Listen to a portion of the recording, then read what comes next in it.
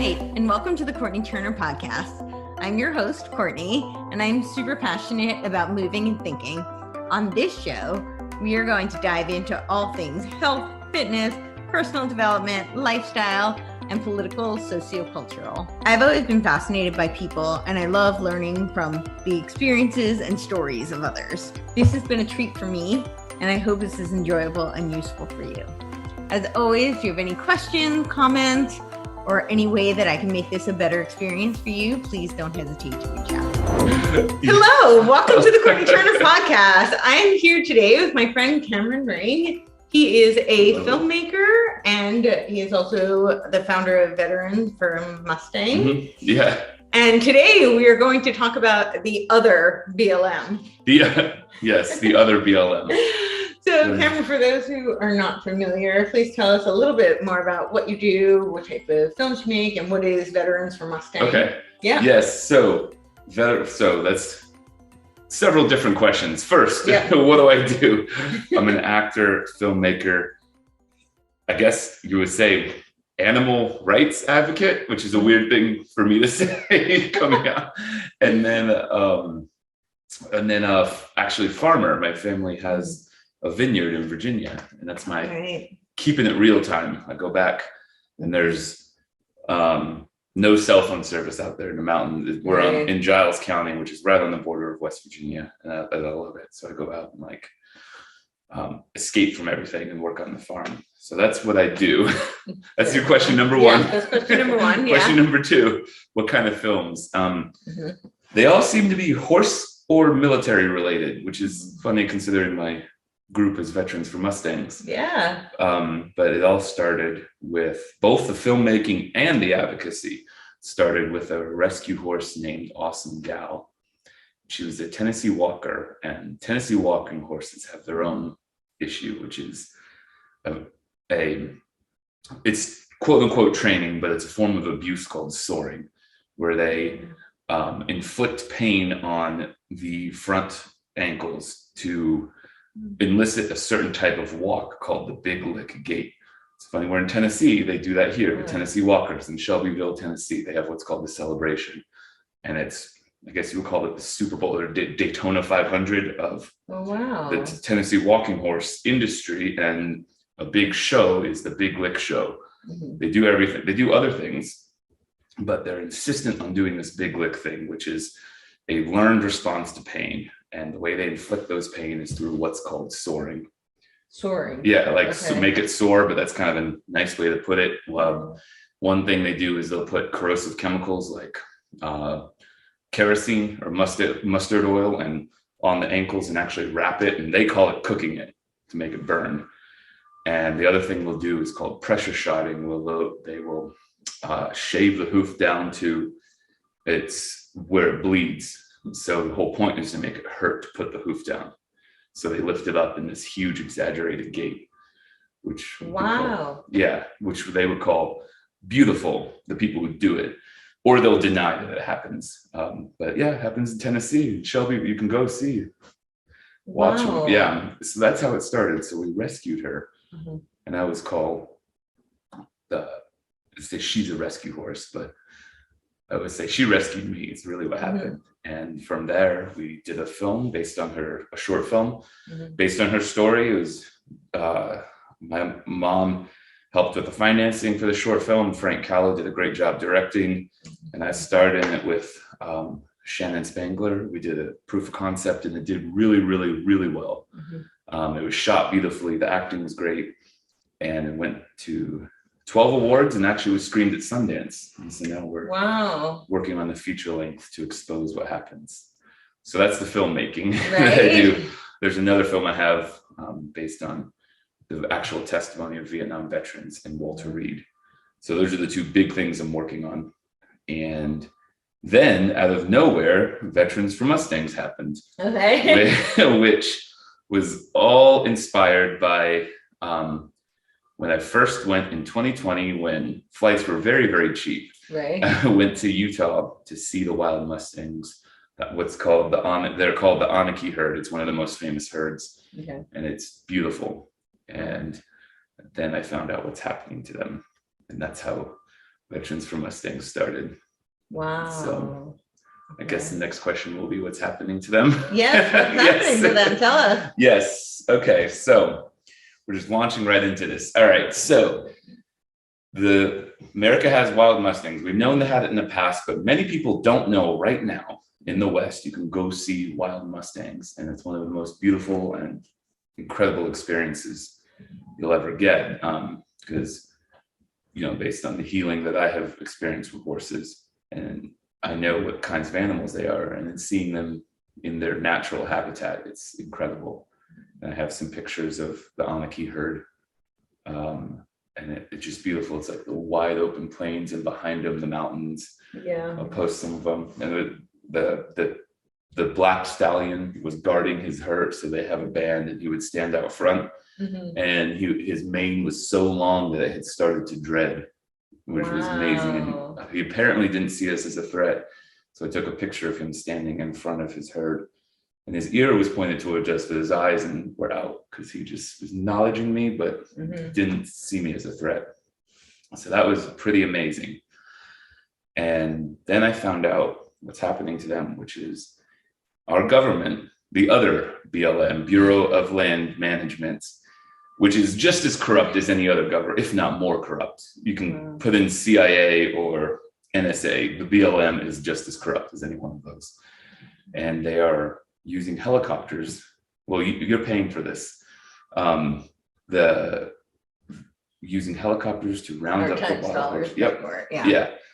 To round up the wild horses, chase them for miles with helicopters. And if you think of how much that is, a Kentucky Derby is just over a mile. So they'll run them for several miles at full gallop. In one roundup, the Pancake Complex last year in Wyoming, 26 horses were ran to death. There's actually footage of a foal. Why? Yeah, because the people who do it are terrible. They don't care about the horses. They care about the money, which is what it comes down to. They get insane money to do that, and it's not the government that does it. The government contracts it to private corporations that benefit from this. So and those corporations are livestock corporations. So they get to benefit by getting millions of dollars to round up the horses and then put their cattle on the land. And that's really what it's about. They'll make all kinds of excuses like, the horses are unhealthy. Not true. The horses are destroying the land. That's actually factually opposite. The horses help the land. In fact, they're a vital part of the desert ecosystem. Can you explain how? Explain that. Yeah. So most people are so far removed from farming. Right. I was too. I know. Yeah. So I was too. So what horses will do is equid evolved in North America, and there's debate when they left. Okay. But there's evidence in some research articles of bones that were as recent as 1,000 years ago. And they might have gone, certain pockets of them might have existed up till when the Spanish came. And then their horses interbred and basically replaced the old equid that were there. And they're crucial to the desert because what they do is they travel on average for about 20 miles a day, and they nibble at the grass. And their digestive systems don't destroy the seeds. So they only nibble at the grass. And as they go and they poop, they regerminate the desert. And there will be images you can see of horse droppings. And that's the only place grasses grow. Wow. I love those. So they regerminate the desert. They don't destroy the plants that are already there because they nibble at it as they roam.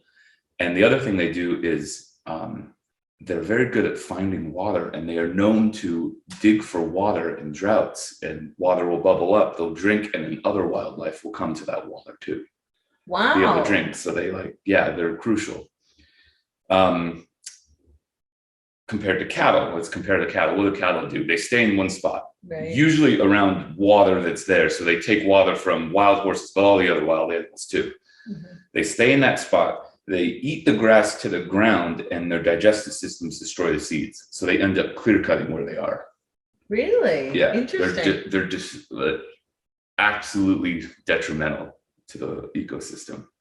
Interesting. Yet we're paying millions of dollars to cattle ranchers so they can fly helicopters to take a vital animal that not only regerminates the desert, but digs water for other animals in droughts, take them off the land, put them into private holding facilities for life. There are 50,000 horses in private holding facilities right now. They want to increase it to 80,000. That's also paid for by the taxpayer to private companies. And then they put their cattle back on that land. Well, I can't imagine cattle are all detrimental. I think it's an ecosystem, right? So they serve their role. They're not native. Oh, that's why. That's why. They're from, the Black Angus cattle, which is what most meat comes from, is from Scotland. And they're meant to, and they don't roam the way that horses do. Horses evolved because in the desert, where they are in Scotland, you've seen it. It's beautiful and lush and green. You can stay in one spot and it's fine. Right. But in the desert, it's detrimental to it. You have to roam. Otherwise, you'll do what they do and clear cut it. Gotcha. Yeah. Wow. Right? Yeah. Fascinating. Fascinating. I know. I never would have learned any of this if it wasn't for me seeing the helicopters round up the horses. And I just think it's so appropriate for our times to see the government round up the symbol of American freedom and put them in captivity, all for money. I feel like that's just the metaphor for what is happening in America right now is perfect. Wow. So what can be done about this? What can be done? So you can't really fix the problem until you address the issue of the cattle on public lands. By the way, this is all public lands. So taxpayer, and in theory, those are supposed to be all our lands. When in fact, a small number of very, very rich corporations are benefiting from this. And I actually have the numbers. You want to see? Yeah. Let's do it. So I did some research. Everyone can do this research too. USAspending.gov is probably one of the best resources you could ever find. Okay. And then there's another DNB.com business, which tells you how much money a company makes based on sales. So I did the research. So here's an example. The number one livestock company with roundup contracts, the helicopter roundups, is Courtenay Livestock. They make, in 16 separate government contracts for 2021, made $2,731,399. So almost $3 million in 1 year just for rounding up the horses. Then they get to put their cattle on their land. And where are they making this money directly from? It's from the Bureau of Land Management. It's a contract the Bureau of Land Management gives to them. So the taxpayer dollars is really where they get funneled through the Bureau of Land Management, to them. And they've been lobbying them for decades. So they have the in, and nobody has scrutinized this. I didn't know that this was happening. And you're into, we're both people who are very skeptical of government power and in tune to government corruption. I never knew this was happening. Definitely not. You would not a pocket I'm very versed in. Me neither. And it's interesting. I looked at what they make in terms of just the company. The company registered only has 2 employees and generates $274,000 in sales. So it's a $200,000 company in sales. It's making $2.7 million from the government. So it's being completely upheld by the government. The government is their only main contract. One, their only client. Their main one, They only, in terms of sales, in terms of beef sales, only $200,000 according to DNB business, but the government contracts $2.7 million. Wild, right? Wow. That company would not be around if it wasn't for us. No. Talk about corporate welfare. Another great example is the holding facilities. So they're rounded up into these corrals and taken to permanent holding facilities. One example, one holding facility which has come under scrutiny, the Axtell holding facility in Utah, because of terrible conditions. By the way, the conditions are horrible in these facilities. Like if I had a horse and that was kept the way that they kept them, the sheriff would probably take that horse and I'd be charged for animal abuse, but they can do it because, when the government does it, it's not illegal. Of course. A great example is Carrie M. Despain. I guess that's how you say it, Despain. They are the company that has the contract for the Axtell holding facility in Utah, which has come under scrutiny. according to USAspending.com, they have $3.8 million in contract for 2021 just for that holding facility. And their revenue garnered, in terms of how much sales they make as a business, Carrion Despain is an agricultural supply company, has 4 total employees and only generates $161,000 in sales. So 3.8 million government contract, and they only sell in the real world $160,000 worth of revenue. Wild, wow. Right? So why are they doing this? Well, why are they doing it? Well, I guess there are 2 different questions to that. Why are they doing it? And then the excuse they give for it. Right. The excuse they give for it are that the horses are the ones destroying the land. That's abjectly not true. Right. The cattle are the ones destroying the land. Then the Bureau of Land Management's own data will support this. They suppress it. A fascinating study by the National Academy of Sciences, which was the Bureau of Land Management wanted them to do to find out what was going on. They actually found that the roundups or everything that the BLM is doing is wrong. Right, and so the Bureau of Land Management buried it. So no one knows, but it's probably one of the most damning critiques of the BLM's policies. And they wanted that, and now they've buried it. So that's what they will tell you. Right. Another great excuse, my favorite one, is the horses are starving. So to help these starving horses, we're going to run them for miles by a helicopter. 26 will drop dead. Foals will snap their leg. They'll go into tiny little areas, holding facilities, and be taken to permanent holding facilities for their life, which are terrible conditions, to help them. That's what we call helping them. I see. Yeah. So that's what so that's the excuse. The real reason is what I just told you. These are companies that aren't making that much money on their own, but they get multi-million-dollar Why is the government concerned about propping up these companies? Why are they concerned? That's probably has a deep corruption. A lot of those, the Bureau of Land Management, if you were to get them to be honest, would say that they're there to manage the grazing, to manage the cattle. They're not there for, I guess what's the word, maintaining the ecosystem. That's not their goal. They might say it's their goal, right, but the Bureau of Land Management's roots go to what's called the U.S. Grazing Service.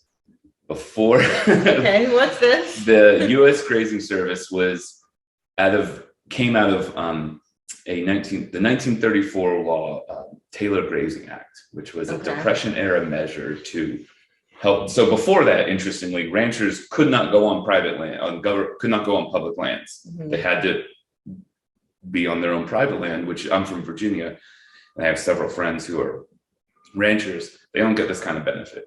Right. They have to buy their own land. They have to put their cattle on their own land. They have to feed their own cattle. Right. And they also don't get several $1 million for rounding up deer, I guess, or whatever right, terrible excuse it would be.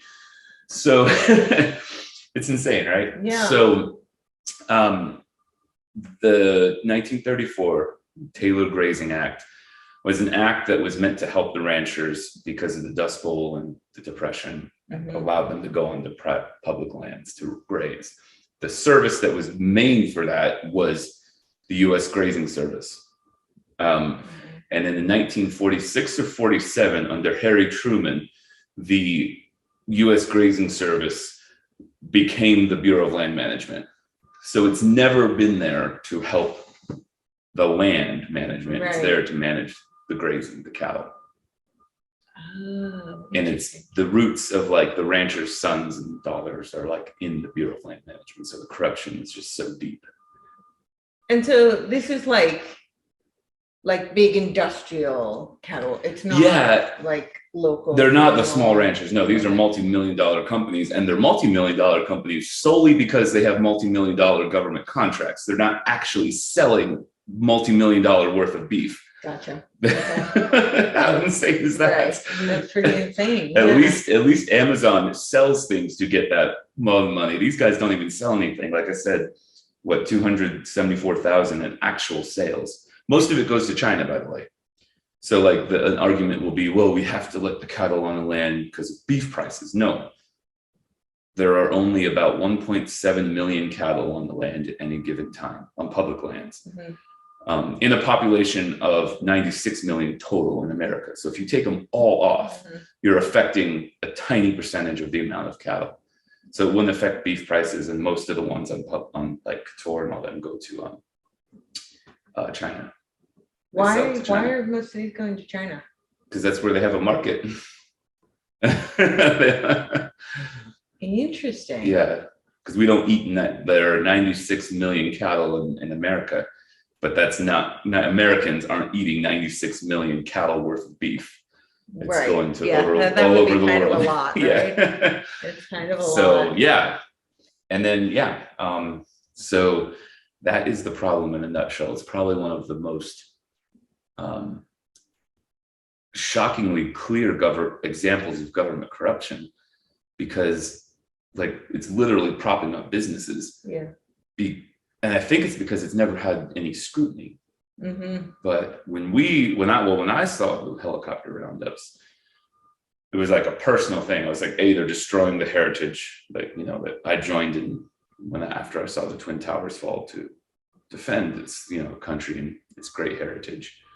Then joined so I could watch my own government destroy it. And then just know what I know about horses, how what kinds of animals they are, and how they're great healers for veterans because of how emotionally deep they are. Sure. Yeah. Equine therapy is very, very powerful. Yes, it's one of the best things you can do. So that's how we started. It was me and a few other people who were veterans who were healed by horses. From Ray Barmore, who runs Warhorse Creek in California. He's a veteran of both Vietnam and Iraq. Okay. And he started Warhorse Creek, which uses Mustangs to help veterans heal. Another great example is Horse Sense and Healing, run by Monty Roberts. He's a fantastic person. He did a great book called The Man Who Listens to Horses. He's not a veteran himself, but he understands trauma because he had a rough childhood. And so he has a program, Horse Sense and Healing, which does the same thing. Oh, wow. And we have like a Coast Guard member in Alabama, Sarah Smith. She's great. Probably one of the biggest supporters is Kirsten Butterfield out of New York. She's a great, huge supporter. It helps me a lot. Okay. And she comes from a family of veterans. She's not. So it's all different people that were healed by horses and didn't like what we saw. Yeah. And that's kind of what how it all started. We're veterans and we don't like it. So that was as far as our thought process went before we Sure. But I gotta go back. So to show what kind of emotional depth horses have. Yeah. There's an incredible story. I'm blanking on the name of the horse. A lot of these stallions and horses are named, but horses, one roundup, they rounded them up and put them into holding facilities because they put them in short-term ones originally before they haul them off to the real ones. And so they're really close together and they're all trying to escape.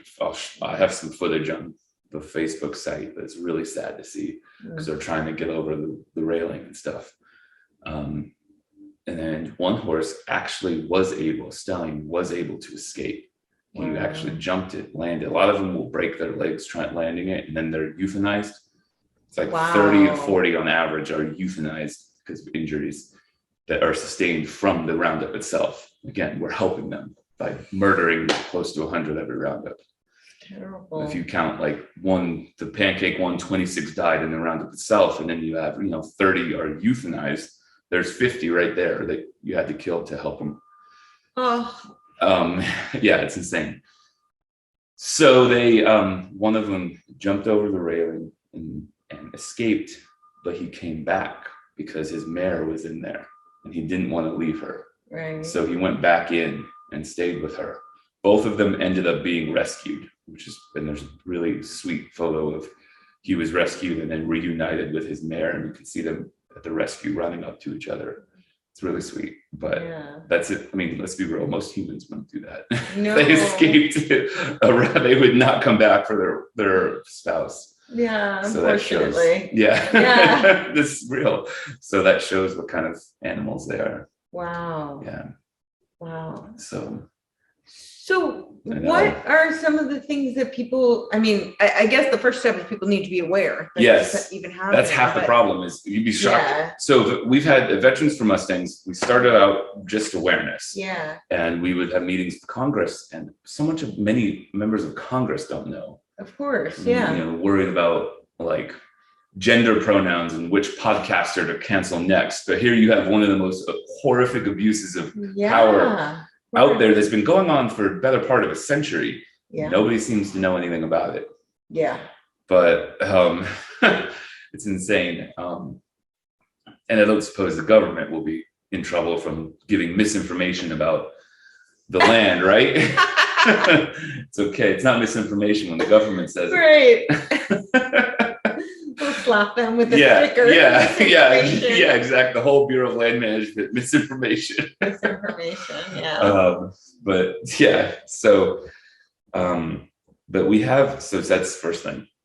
Mm-hmm. Knowing about it and being aware that this is happening. Yeah. And then a solution. So there is a way to, without having to get into a battle with the entrenched ranchers over the number of cattle on the land and all that, which really is what really is going to have to be addressed to truly fix the problem.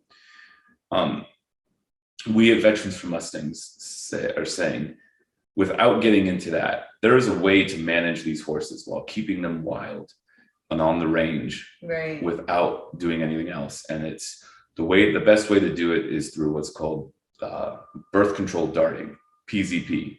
You can actually give a mare a dart of this a chemical called PZP. It's actually a vaccine that will keep her, basically puts a coating over the eggs, so she doesn't have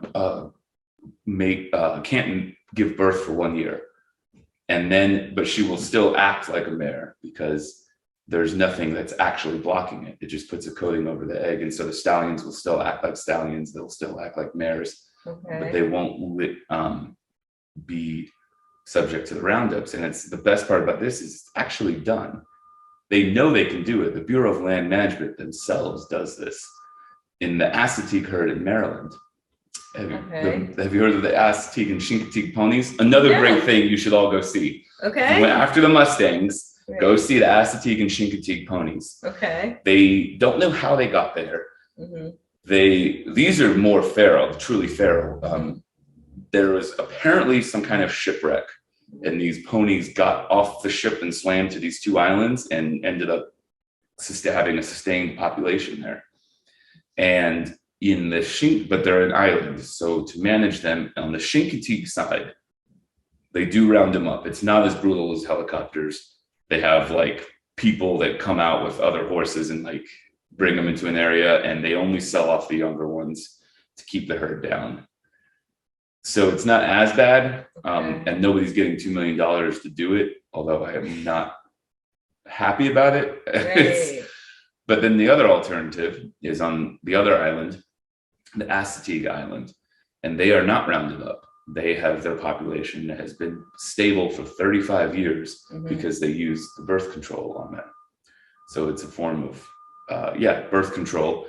And they actually live longer because the mares actually live an average of 8 years longer there because they're not giving birth. Oh, so all the health problems that will come with that, they don't have. Right. So they allow each mare to at least have one big foal, so that the genetic viability is maintained, and then they will use birth control. And then if they're like recently they realized they could increase the population, and they did. They just held off on the birth control and let them repopulate for a couple of years. So it's a viable, that the Bureau of Land Management themselves runs that.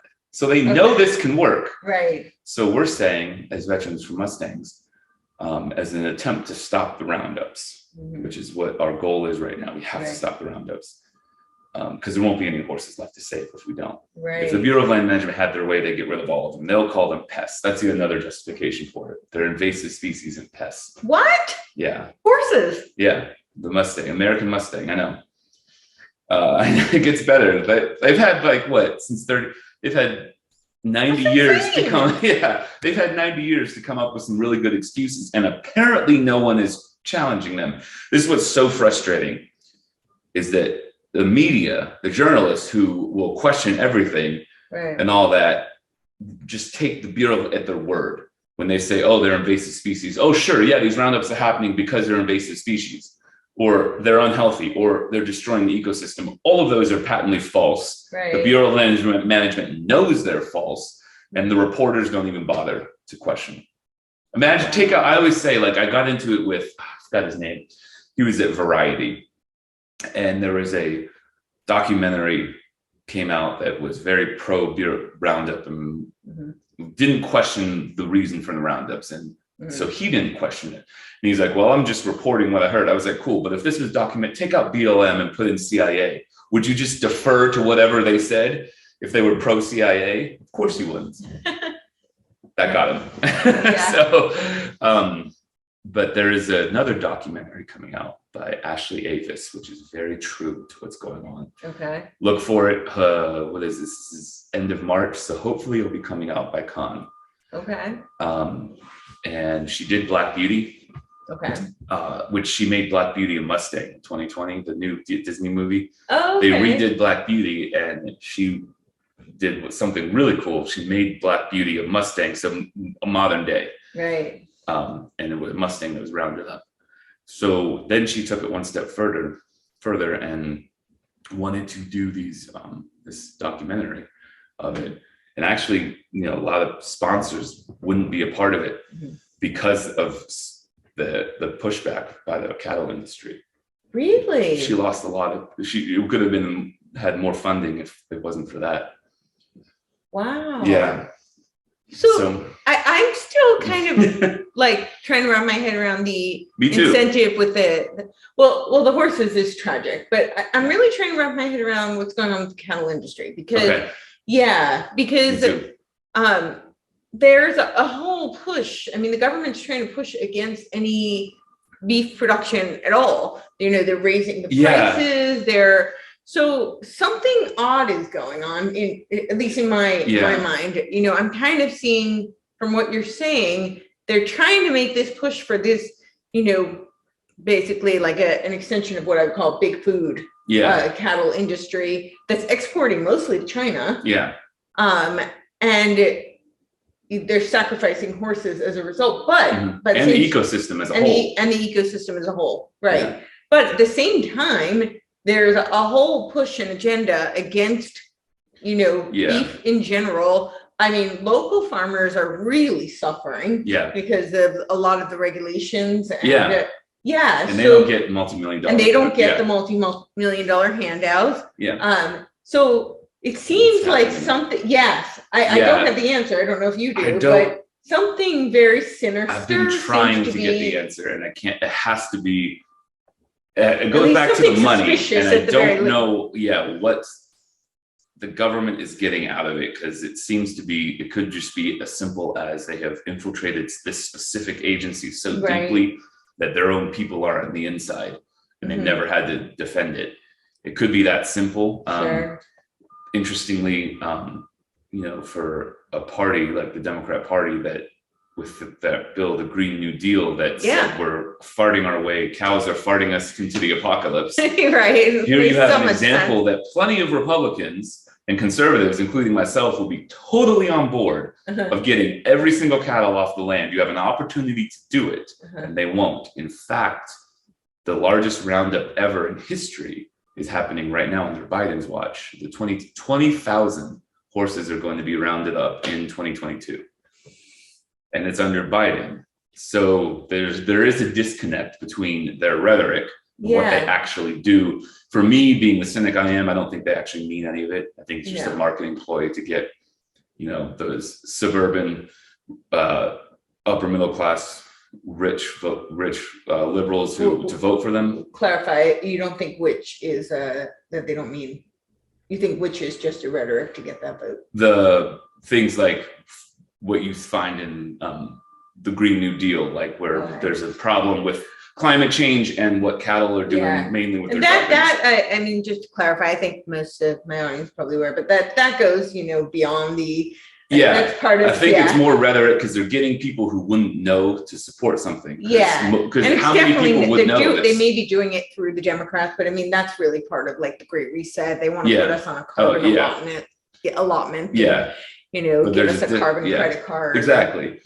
And it's weird because let's just say that was your goal. Here's an opportunity to actually get people on board to do something to go in your direction, but they're not doing it. So it's very strange. I don't know. Maybe it's those companies are really that entrenched and have that deep of connections to politicians and bureaucrats.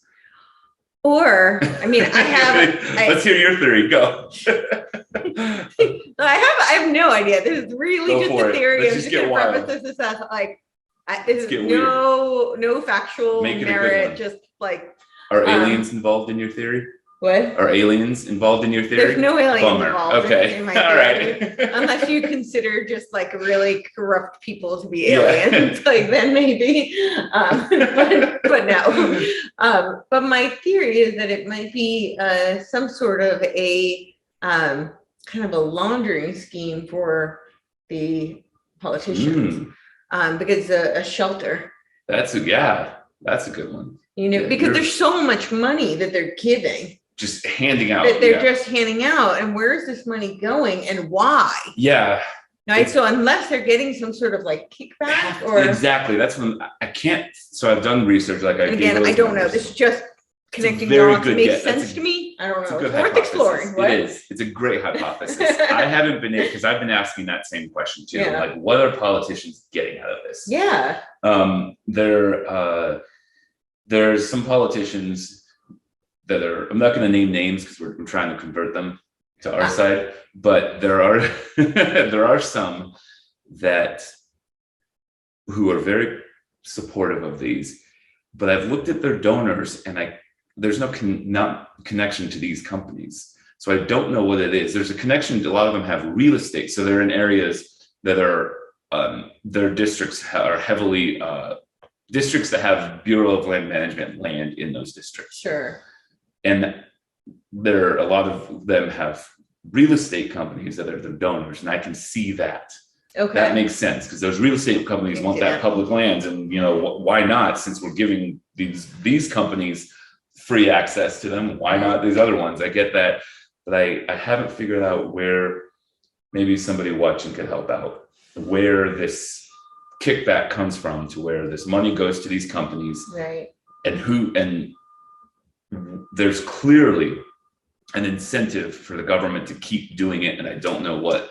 Deb Haaland, who's the secretary, I will name her name because she's one of the quickest 180s I've ever seen by a politician, and it wasn't even smooth.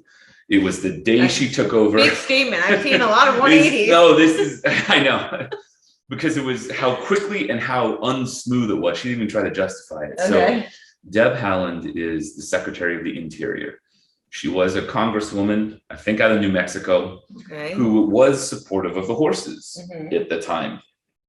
Was it New Mexico? Yes, New Mexico. So she was supportive of the horses. She gets the job as the Secretary of the Interior. And in her confirmation hearing, she says she supports the roundups and will continue on with Trump's pet plan. Okay. Which you would think Biden was basically elected to not be Trump. So that's essentially what he was there for. And so this one thing that plenty of Trump supporters also do not agree with, which is this Roundup it did increase under Trump. It's even worse under Biden, but it's been continuously escalating the amount of what's going on. And she fully supported it. Fully. In her confirmation hearing before she even took the office. And again, I cannot figure out what it is that's getting these politicians to turn. Tracy Stone Manning, who is the head of the Bureau of Land Management now, Biden's pick, I actually kind of liked her because her biggest criticism from Republicans was she's a radical environmentalist. I was like, well, great. If there's one place that I would support a radical environmentalist, it would be the Bureau of Land Management. She has completely supported the roundups and the need to get horses off the land. I think we should clarify. It doesn't make sense. It's not adding up. But I think we should clarify because, there's environmentalists who actually care about, the integrity of the ecosystem. And then there's the environmentalist agenda. Yeah, true. You're right. I think they're very, very different things because, the environmentalists, quote unquote, we'll put them in air quotes, their biggest, advocacy is to reduce carbon. And what does reducing carbon mean? It means reducing life. Carbon is the life molecule. True. So it's literally the life molecule. Anybody who took 5th grade science knows reducing life. Yeah. Hey, again, they have a chance to get conservatives on board with this one way by getting the And Tracy Stone Manning, I think she's a true believer. Okay. Her biggest criticism when she was in the confirmation hearings was she did what they would call eco-terrorism. I don't think it was that bad, but she would do what's called she was associated with what's called tree spiking, which, you're learning so much. None of this I would have known 2 years ago. Tree spiking is when loggers go and they go clear cut a forest, right? Okay. What tree spiking is you put some metal, you spike into the tree with a very hard metal. And so when the saw comes across, it will hit that metal and jam it, and is actually very dangerous to the person doing it. Wow. And she apparently, according to her testimony, didn't do it, but got someone else to do it or something, but she was associated with it, which you would think, fine, that's an extreme. You would think someone like that, of all people, would take on this insane amount of corruption to help the ecosystem. Right. But in her fully supports the roundups now. Wow. Yeah. So something's going on, and there's can't some figure sort out, of an incentive. Yes, that's causing these people that have no reason to team up with big livestock companies. Right. Big ag, I guess, but specifically livestock. Yeah. And that didn't in their political career. In fact, Tracy Stone Manning was opposed to it in her. I want to say Sierra, don't quote me on it, but it was a well-known environmental group. Right. That she was part of, and they have no incentive to do it until they take these higher level positions. And there's something that's giving them an incentive to completely sell out on what previously had got them to that point. Right. It's fascinating. It is fascinating. And I wish I had an answer. I can't figure out what caused someone like Deb Haaland or Tracy Stone Manning to make such a complete 180. I don't know what it is. Has anybody gone to these people and asked them directly, why? That question? Yeah. No, now I guess I won't get the chance because now that this is out there, they probably won't let me in. But they'll know. They will, yeah. But I would like to know, and with Tracy Stone Manning, I'm here to help. I want to help her achieve what she wants, which is apparently keep the horses at their level. Right. But no roundups. And there's a way to do that. Right.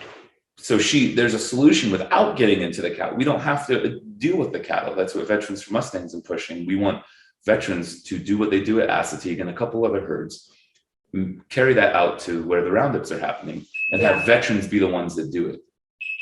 Right. That minister, because we have the skills, so this is why we needed the it wouldn't reach. What? Yeah. Reach. All right. I think we made this up as we went. It was if you guys saw what was happening in the 2 hours before this. Yeah, so I'm working. This is a work in progress. Yeah. My whole home studio in-person thing is definitely evolving. We will be doing more in person, but I'm a Luddite and I'm really working on the whole technical aspect of everything. So one of our cameras just died, but it's okay. Beeping. This one didn't. That's what's important. We'll use this. Yeah. So I think it would be incredibly healing. The ability to save lives using the skills honed in war is so healing. There's a book called The Invisible Wounds of War, and by Jay Cox is the last name of the author. And, you know, the conclusion is to really heal our soldiers, it's going to have to come outside of traditional institutions like the DOD and VA. And this would be one example of that. Like, you can get soldiers out in nature, protecting horses. Do you think though? I'm just skeptical that that's where it should come from. Oh yeah, outside of it. It should come outside. Yeah, no, they're saying it to truly heal. Yeah, so it has to come outside of these traditional. Yeah, it has to come outside, because we can go into the VA, and I don't even think. I think the VA is doing as well as we could expect of it, but it's a government-run healthcare institution, and you can only expect so much out of that. Yeah, I mean, obviously, we don't have to allow soldiers to die while in VA hospitals. That's unexcusable, but there's a limit to what we can expect out of that. Well, I think the primary reason there's a limit to what we can expect is because those agencies are allowed to keep so much in secrecy. Yeah, and so there's no transparency. None. And therefore we don't know what they're really doing. And when documents do come out, like, you know, we've seen many intelligence documents years later, and then we've seen that they've used them, you know, especially you know, soldiers and you know, in all branches of the military, they use them for research. Yeah. So there's a lot of trauma therapy that they do on them, not healing, you know, to study. And I've heard, that's and then so it's hard to be able to trust that, and it's also not replicable because so much of it's done in secrecy. So even if they were healing people, you know, because of the lack of transparency, we don't have a way of replicating that. I feel like if they were healing people, they'd let people know. That'd probably be something they promote. But it seems to be that what their solution to the mental health thing is: here are your happy pills, go be happy. That's not all it does, is numb the pain. Right. And you can tell plenty of veterans who are doing it. A great friend of mine who's also a supporter of Veterans for Mustangs, Mike Wybra out of New York, you know, he can attest to that, along with a lot of other people, that VA does not have an answer for mental health issues.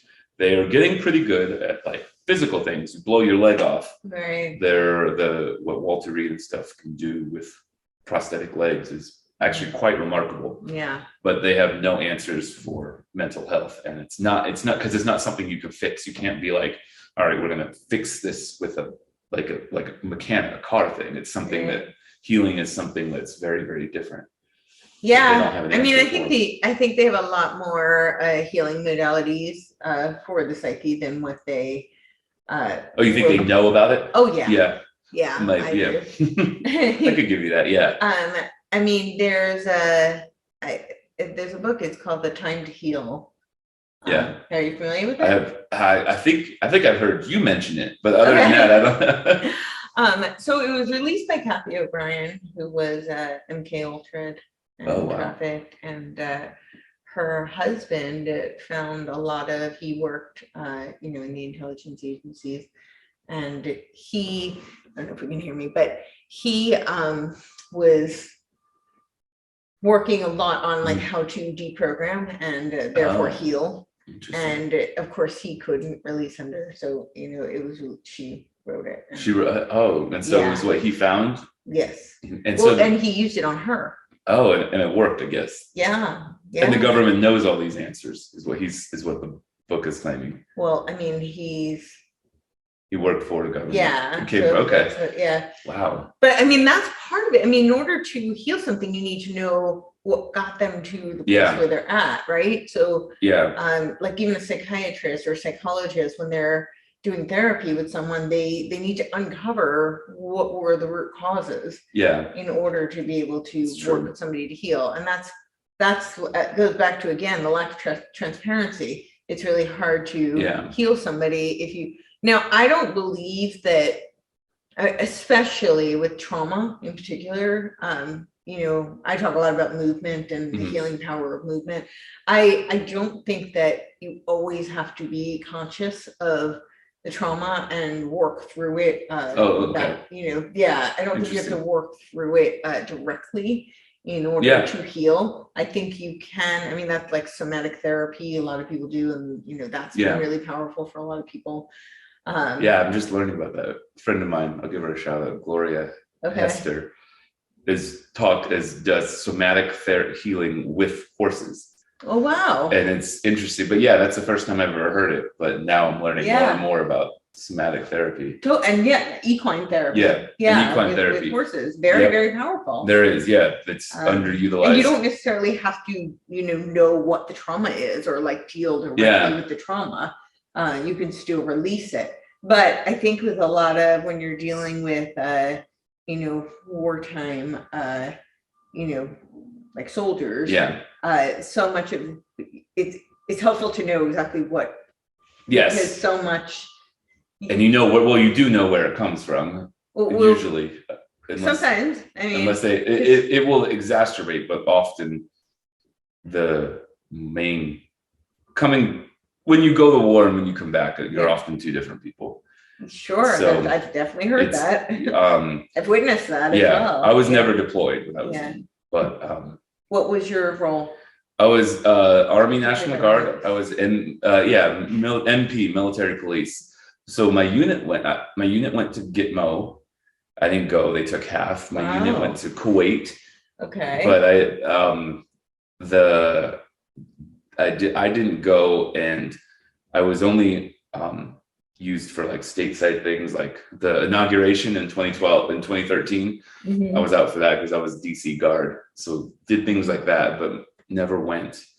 But it's something that you never let's go, but a lot of soldiers will go for their brothers because they want to, because it's not that they're like, I love being at war. But if your buddies are going, you feel a duty to go with them. Sure. And that was the reason I joined originally, was 9/11 happened and I wanted to do my part, and I saw it. So I saw it happen. Right. So that's why I joined.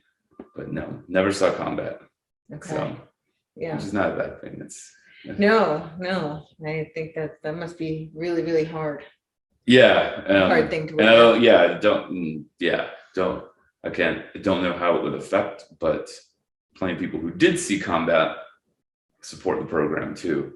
And just healing in general, as veterans for Mustangs, obviously we focus on veterans, and we want veterans in general, specifically combat veterans, to be the ones to manage these herds instead of the livestock companies that are benefiting off of it.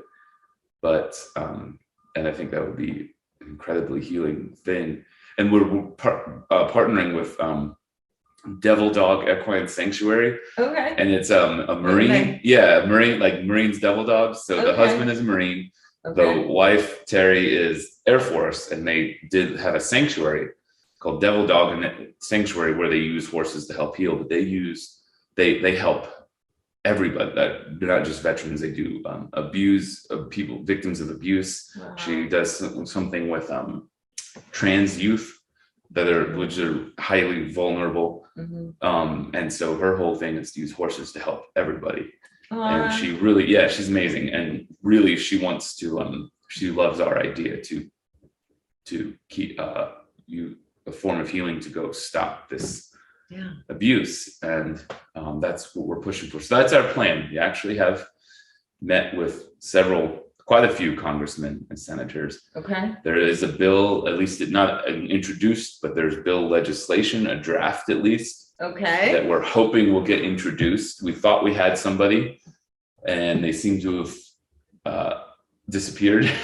So I don't know what happened, but hopefully soon we'll have an actual bill introduced and go from there. And basically it calls for an end to the roundups. And replacing them with teams of veterans who manage the herds, and we want it to be paid positions, because a huge problem along with the trauma is lack of purpose, because you're part of the Army and Marines, which is something bigger than you, and then you come back and you have no purpose. It's a big problem. So this would give a purpose to continue, defending the country that you love. You just be doing it in a different way now. Yeah. So that's awesome. Yeah. So I think we have a good solution. If you're listening, Tracy Stone Manning can help you out. You don't have to deal with it. You can have your cake and eat it too. Yeah, maybe she'll come and maybe she'll be on. Maybe you can ask her. You can ask her what happened. Yeah. Tell us, because that was support. Like I liked that. I kind of liked that she was a radical. I like the rebels. Yeah. And everyone's like, she's terrible because she's doing these things. I was like, oh, you mean she took action and fought for what she believed in? I don't know. Yeah, I always respect that. Yeah, I love it too. Even if I don't agree with what they're fighting for. Yeah. I mean, as long as it's not like mass murder. Yeah. But the most part, like I remember, I always tell the story, but like I had a very dear friend in high school who, I mean, she and I were like on the complete opposite of like every argument. Awesome. We were both on the debate team. We never agreed on like anything. But she was very, very bright and she had a lot of integrity. And I remember she was a vegan and she would go, and now this is not, I'm not all that young. So this is. Are you dating yourself? I'm dating myself. Yes. So all like right. back then to go find. Back in my day, young lads, like, gather around, children. But like back then to go and find, like sneakers that didn't have leather. Make sure they were really, vegan. I mean, today that's like super trendy anywhere. It was hard to do it then. But back then it wasn't like the easiest thing. And she was, she really stood by her convictions. She lived, I would know all these quote unquote vegans who wear leather jackets and like, okay, please explain this to me. Or like driving private jets. After all this talk, what was it? Al Gore was found to have like in the desert, like these palm trees that require 1,500 gallons of water, something insane like that. Exactly. After touring the world, it's just mind blowing. Yeah. So I felt like, I really, even though we really didn't agree on very much at all, I still respected her. I'm like, well, at least she's not a hypocrite. Yeah. And I feel true. I like that. Yeah. Yeah. And that's, I respect that. It's somebody who can really stand behind what they believe in and live their life according to their beliefs. Then, we don't have to agree, but until you take a cabinet position, then all of a sudden everything's out the window. Yeah. Well, I mean, if you take a cabinet position or you're in politics, then you should be, you're answering to your constituents. You would think, that's the problem. That's the problem. You're right. That's good. They're not answering to the and the biggest problem is that the people are not holding them accountable. Yeah, but here's the thing: how do you hold a bureaucrat accountable? Though you can't. Like she's not elected, so that's a big. I think a big problem is in general the power of bureaucracy. Right. Well, that's the administrative state. Yeah. Which I don't think should have ever been. I mean, the Administrative Procedural Act of 1946 should never have been. Hey, that same year Bureau of Land Management was formed. It was a bad year. It was actually. It was a really bad year. Yeah. I think like the Tavistock Institute changed their protocols as well, and their what was that? In 1946 as well. What's that? Wait. Well, that's a whole monster, and that's okay. I'm going to do a live stream on it. Podcast. It definitely is. I'm going to do a live stream on it, either probably not tonight, but maybe tomorrow. Okay. And it's a monster, but it's they're like a shadow think tank. I think. I mean, they're not people. They're not hidden. I mean, you can find them. But I call them shadow think tank because they're behind so much that very few people have ever heard of them. Yeah, I haven't. Yeah, and they instruct. They have lots of proteges. So, like the Brand Corporation is a huge, protege, or kind of they answer to Tavistock. Harvard is a huge Harvard through the CIA. Wow. So Tavistock advises CIA and MI6 quite a bit, and they have since the inception of the agency. Wow.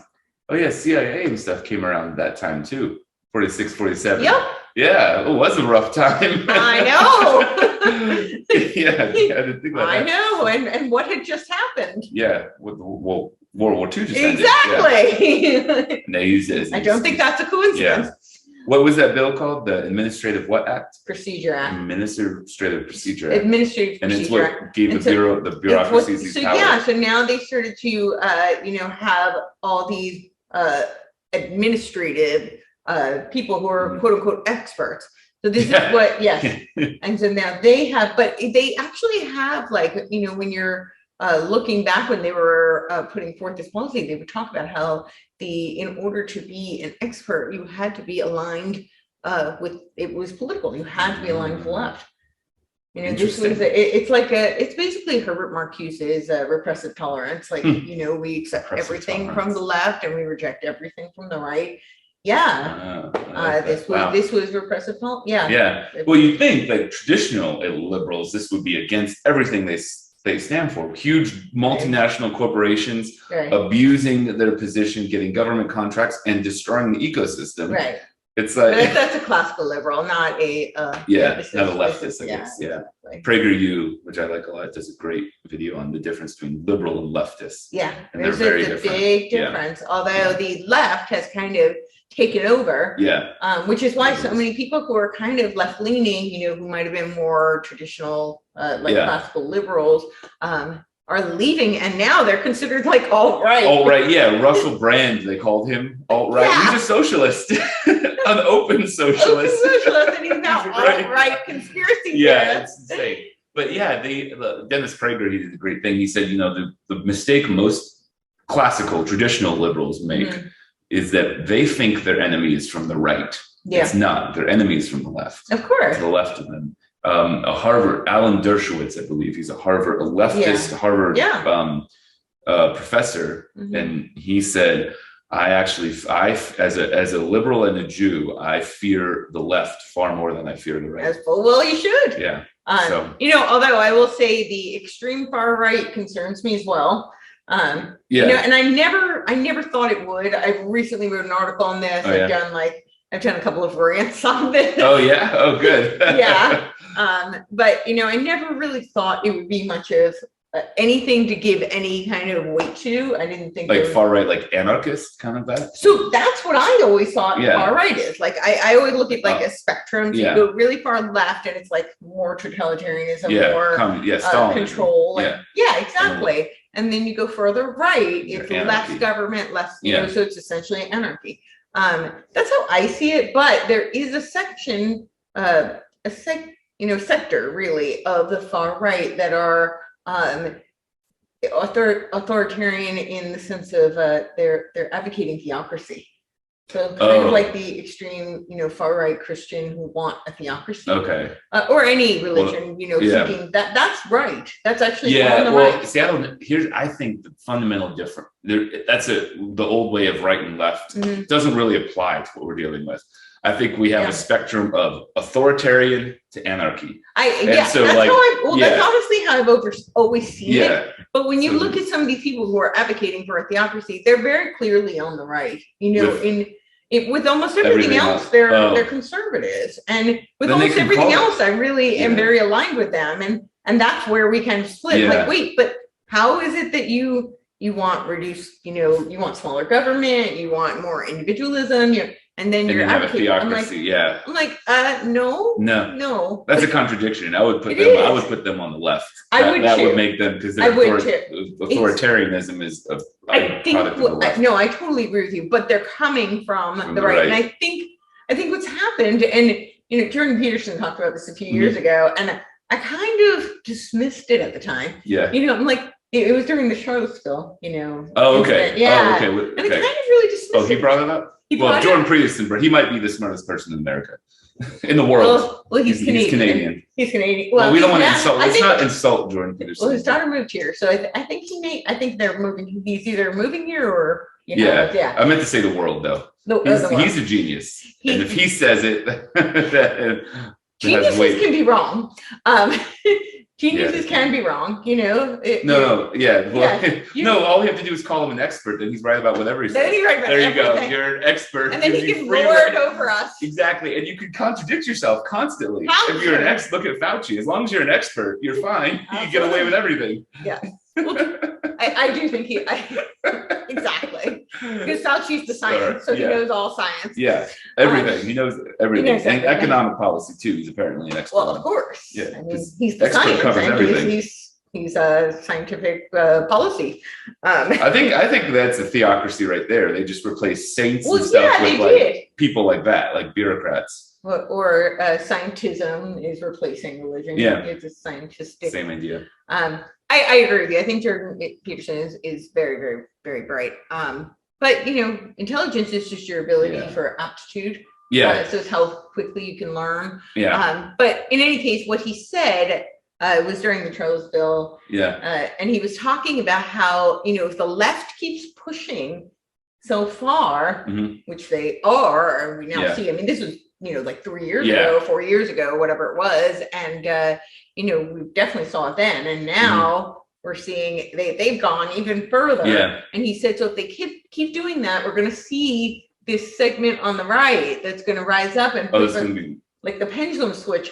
And he was saying that, the problem is that, right. And, when at the time when he said it, I was like, this is so irrelevant. I mean, there's, what are there, 5 of them? Like, we're really wasting our time and energy talking about like the 5 people who are lunatics, but then what his argument was that they were going to become a growing voice. They were going to get louder. Yeah, as opposition to the left. The far left. And honestly, I mean, I will say I was wrong. He was absolutely right. Question the great Jordan Peterson. Sorry. She's know better. She'll never do that again. I apologize. Never again. My apologies.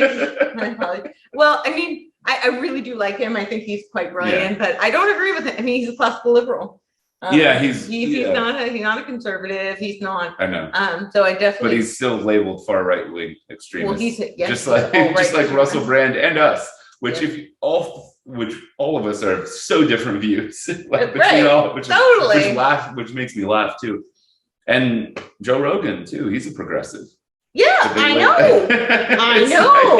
And the left going out of their way to shut him down. I'm like, he's not even. He's probably more left than a lot of people. He's probably more progressive than a lot of people that tried to cancel him. He probably is. Yeah. He's definitely moved. I mean, I will say, I've certainly been tracking him over the past several years, and he's moved further right. Well, but liberalism, like classical traditional liberalism, has always had a skepticism of institutions. Of course, that's always been its thing. They did believe government could help, but it was a skepticism. They value the individual. Yeah, and that's the big. Yeah, again, Jordan Peterson, right? Yeah. The greatest minority is the individual. Yeah, exactly. And that's the biggest difference between the left and liberals. Liberals value individualism. The left doesn't. They're collective. So so it's something new, and I think the traditional labels of left and right just have no meaning in today's environment. Yeah, and the reason for that is because what we're dealing with right now really is a global call, and they've used I think they use the ideology of left and tactics of leftism to further their agenda, but I don't. And they use the right to play controlled opposition for them. That's good. So this is why, like you said, that under Trump, the BLM did get expanded, right? And then even more so under Biden, right? Yeah, so this is what they do. They use the right for their agenda, but it's under the ideology and the framework and the tactics of leftism, communism, socialism. But what we're really fighting right now is it kind of supersedes politics. It's a geopolitical chessboard. It's probably true, yeah. And it really is the people versus the elites, and so much of the the problems that we're seeing here. Like, this is what I was talking about with the when you're talking about the Green Deal, and you're talking about the carbon initiatives. Well, that's coming from above American politics. It's not coming from that's being executed through our elected officials and some non-elected and bureaucrats, but that's it really goes, it's above. It's true. And it's geopolitical. To give context on how it increased under Trump. So roundups have been going on really since the 70s. So Wild Horse Annie is a true hero. She was the reason that the 1971 Wild and Free Roaming Horses and Burros Act was passed. Okay. So it was supposed to protect the horses. Right. It didn't do that for a lot of reasons. One is the Bureau of Land Management was put in charge, which they were the worst group to do it. And a big problem also is advocates themselves fight each other. Like, I'm not worried. Actually, I don't fear. I guess fear is not the right word, but right. Fear, Qatar Livestock or the Bureau of Land Management. I don't think that's what's going to destroy the Veterans for Mustangs plan or any attempt to help it. There's an act called the Rome Act, that Animal Wellness Action, which is one of the few truly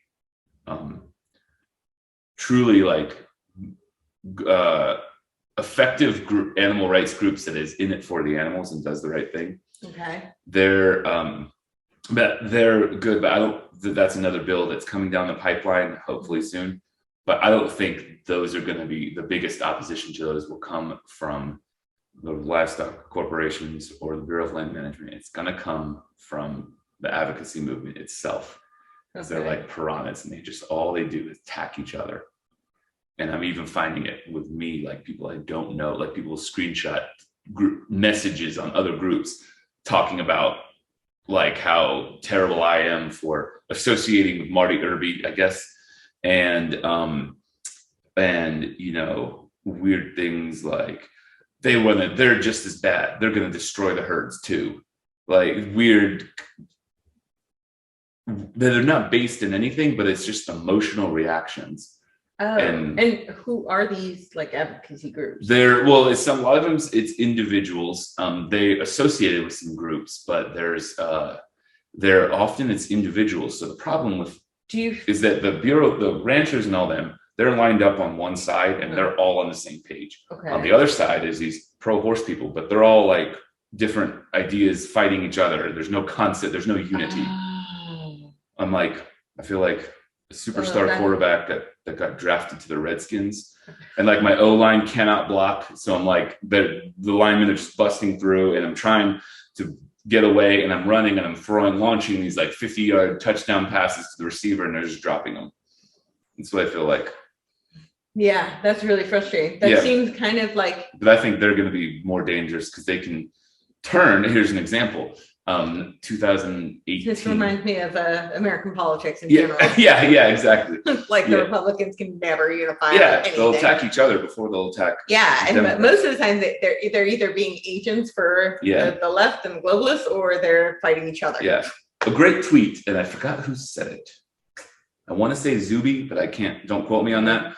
So, but it was pretty insightful. Is the difference is the right cares if the left likes them. The left does not care if the right likes them. Right. It's a big thing. Yeah. So that's a big thing, but that's kind of when you talk about Democrat, Republican, that made me think that. So they're more likely to attack each other, but in the advocacy movement, they're more likely to attack each other than they are to attack the enemy. And the 2018, there's not a bill. Again, none of this is bills. It was an agreement called the Path Forward, which was signed off by the Bureau of Land Management. Okay. And its goal, it's the reason we have these increase in roundups. Okay.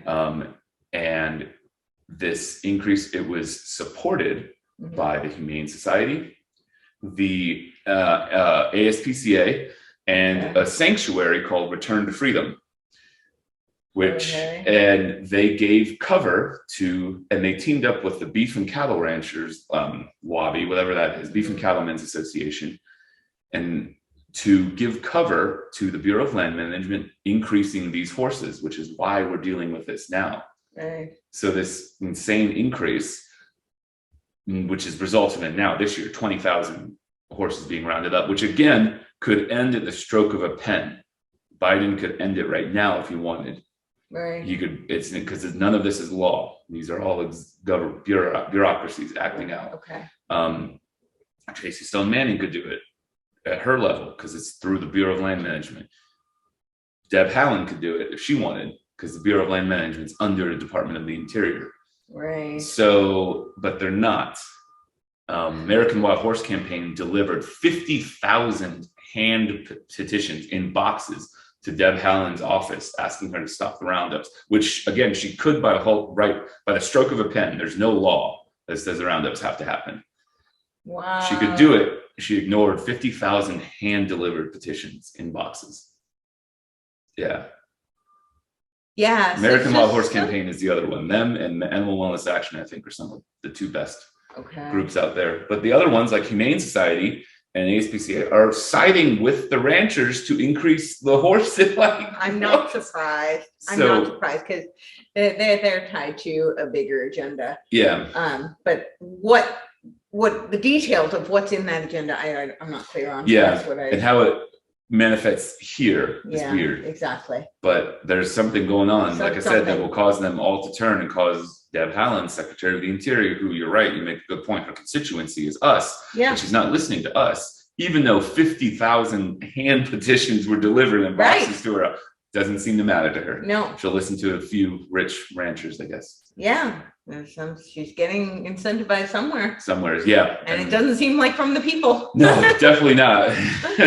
No. So it's a big problem. But again, Veterans for Mustangs has the solution. It will also help veterans, which is the biggest plus. So where can they find Veterans for Mustangs? We are on Facebook right now. We just started. We're working on the website, so hopefully soon. By the time this is up, we'll have the website released. Yes, but the Facebook is Veterans for Mustangs, and we put the plan is up there, plus who we meet with and different groups. So we're growing, but we've done it one by one, individual meetings with congressmen and senators, and you can email veteransformustangs@gmail.com. You can email me and I could get you a meeting with the office of whoever your representative is. All right. What's your opinion? You can do it. Yeah, do that. You will, yes. And you'd be shocked how little they know. Because most of what you're going to be doing is educating people in Congress who are overseeing this, who are allocating that money over what is happening. So I think this is such a huge part of the problem that we have right now is that people are in Congress, they can't possibly know all the things that are going on. There's too much, and you see these bills, they get written overnight, and they're thousands of pages, bills, right? Like there's just absolutely no way that they could know what's in that bill, let alone like the infinite number, it seems like, that are before them. So there's just no way. I mean, one person, no matter how brilliant they are, I don't know that they're all geniuses. Right? But even if they were, it's just not possible. Yeah. And so that's a huge part of the problem. So they, so they end up signing for these things and they have no idea, what they're pushing forward. It's a big problem. And that, again, gives all the power to the bureaucrats, because these bills that Congress has no clue what's in, the people that actually carry them out are the bureaucrats. Yeah. So, which is not how our Constitution was initially designed. It was supposed to be of the people, by the people, for the people, not with the bureaucrats. Yeah, which says, you're right. And that's probably one of the biggest, if not the biggest problem. I think I have a solution, though. Yeah. End qualified immunity for all government agencies. Unqualified immunity. Yeah, so you can explain what that means. Qualified immunity means basically if a government makes a mistake, you can't sue them. Right. You can sue them for personal damages and stuff, but you can't sue them just for being the way you could a business. Right. A business made a big a decision that was adversely affected you. You could sue them, but you can't do that with government because it's and there's this. I want to say Chevron was the bill, was the Supreme Court case. I have to look it up, but that allowed basically regulation gave regulation a lot of power. It was but basically so you would pass a bill that says protect the horses, and then who decides what protecting the horses is? The Bureau of Land Management, and in their world, protecting the horses is taking helicopters and running them till they die. Yeah. So protecting the horses exactly, but you can't. Yeah. So that's a problem. But I would say ending qualified immunity will open up to lawsuits, so you can sue for damages the government that you wouldn't be able to, that you can't do the way you could a business. Right. So I think that would help a lot. If they're open to lawsuits, I think they would Yeah. have to be more careful. I think, yeah, absolutely. And that's another problem is people don't understand the law. So they don't Yeah. know, like that's part of what we're seeing with the pharmaceutical companies Yeah. right now. Because a lot of what's granting them the impunity Yeah. is the Vaccine Compensation Act of 1986. However, here's the thing, I'm sure you've heard this, but they keep saying that well, all we have is VAERS, but VAERS isn't really accurate. They keep saying that, right? However, part of the Vaccine Compensation Act of 1986 stipulates that they are only granted impunity if VAERS is kept accurate. So if VAERS is not accurate, they do not have impunity. Interesting. Right? And what is their justification constantly is, well, VAERS it's not accurate, so we can't rely on it. Then they don't have immunity. Then they don't have immunity. Oh. Yeah, that's fascinating. Yeah. And you should be able to sue the government for mandating a vaccine. If you have an adverse health effect from it, you can't. But if you end qualified immunity, you could. Mm-hmm. Right. But then that would require Congress opening themselves up. It's like getting Congress to vote themselves term limits. It's going to be very difficult. It's going to be very difficult. It'd be very difficult. But the people need to get involved. Yeah. And they need to get involved locally. Yes. So I think that's really the key. All politics are local, and it's true. And some of the only protected herds are the Placitas herd in New Mexico. Okay. They actually come up, sometimes walk around there's a subdivision right there, and then sometimes come into it just like deer. Right. But they're actually protected, no roundups, because the community wanted it. They wanted another one, the Virginia Range herd in Nevada is protected from roundups. They're managed through darting, which is I'm going to see them in April to see how they do it. But nice. But they were not managed by the Bureau of Land Management. They're managed locally. Yeah, so I think that is the key. And I mean, why should there be a federal agency that's running if the land is different everywhere, right? And the horses are going to be different because the land is different. Yeah, and they are. Yeah, they are. Right? It's true. Yeah, and the wildlife, whatever ecosystem problems there are, they're not all the same. Of course, what Utah has and what Alaska has are very different. We have very different bugs here than yeah, exactly. So I have a very dear friend. They're worse here, right? They're bigger and scarier here. We have different bugs, and even the mosquitoes. And I'm so freaked out by bugs. And so my friend was like, so people are going to ask you how you adjusted to the South, and you're going to be like, I bought a bug vacuum. No joke. I bought a bug vacuum. So within the first... Did you suck them out of the air? Yeah, I still haven't even figured out how to use it. I mean, awesome. It was just one of those, I was like, well, I figured it's kind of like, when it's, when they say it's going to rain, you bring an umbrella and your raincoat, and then it doesn't rain. So I was just really hoping that, then I won't have to use it. Well, we have bumblebees here. I love bumblebees. They're cute when they're far away from me. Oh.